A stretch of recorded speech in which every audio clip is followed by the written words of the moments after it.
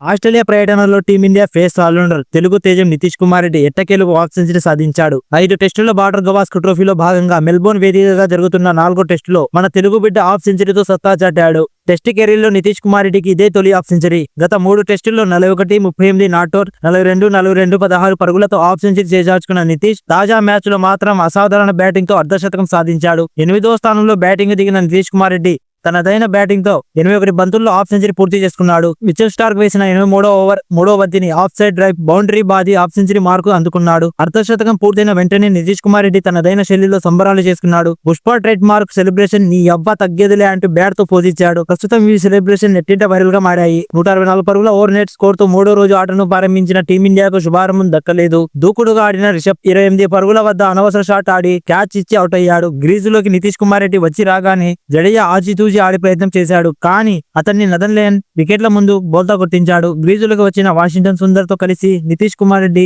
Innings ను ముందుకు నడిపించాడు. సుందర్ నెమ్మదిగా ఆడినా నితీష్ బౌండరీలతో పరుగులు రాబట్టాడు. దాంతో భారత్ 7 వికెట్ల నష్టానికి 244 స్కోర్ తో లంచ్ బ్రేక్ కు వెళ్లింది. రెండో సెక్షన్ లో ఆసీ చేతికి అంపైర్లు కొత్త బంతి ఇచ్చినా నితీష్ జాగ్రత్తగా ఆడుతూ హాఫ్ సెంచరీ పూర్తి చేసుకున్నాడు.